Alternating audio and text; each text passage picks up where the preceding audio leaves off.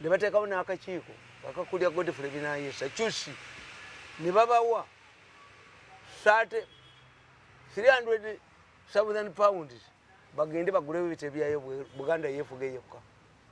Buganda yakagala okwekutula ku Uganda 3 times. This is why a Muganda cannot be president.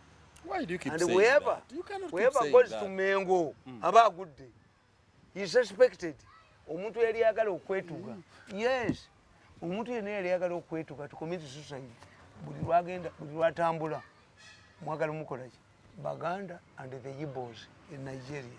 Abayibo badda mu kuwandika bitabo. The only person who has put Baganda in the government, in the key positions of government, is Museveni. Era baddayo waabwe. Batugamba bwe tuba tusoma history, batuga the development of a human being, twava mu byannyanja. Kakati twali tulina emikira. What demonstrates nti humans had tails ye mukazi. Omukazi bw'aba agenda okutuula amala kutereeza gomesi ye. Omukira gutuule bulungi. Gutuule bulungi era yokwata yatuule. Naye ate nga bambi si mukira normally. Naye yayina ensonga ze zaabeeramu amala kwekwatayo laba oba atobye oba ali bulungi. But when you do history, kakati kyenkubulya ne nkugamba. So ogamba nti Muganda cannot be president. He cannot. Ng'ate Bobi Wine yabadde Mengo. Galooza nti ali mu kukotinga Buganda to support him. Omanyi Museveni bagamba Museveni yabakoze ekintu kiri bwe kiti. They did not understand the role of Muhoozi. Kakati Muhoozi. You make Muhoozi sound very big. Yes. Muhoozi, the recent performance of Muhoozi. That's why the Chikongos are saying akole naffe. Bote bakibala nze nekibala. Nze nabala Muhoozi. Long time ago, 20 years ago, era ekitabo mwekiri. I predicted nti Muhoozi is a factor. Why? Kasoli dira omuntu n'omutume negative name.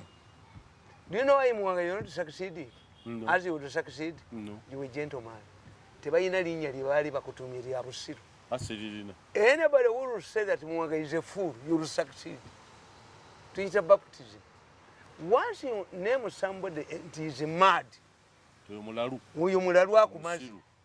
Kasodira mujjawo n'omuga nti malaya biba biwedde. Malaya is an experienced person. So you mean in calling Mirundi a madman, a drunkard, musajja mulogo, you succeed? Yes. Wegenda mu bapasito bagambe ti pasito yakozesa ddogo. Obaga nti alakuliza mu Bible. Bagenda wa ddogo.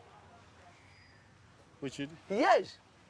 The moment somebody gives you. So you say that Muyanga is a gentleman. Toyina kyofuna.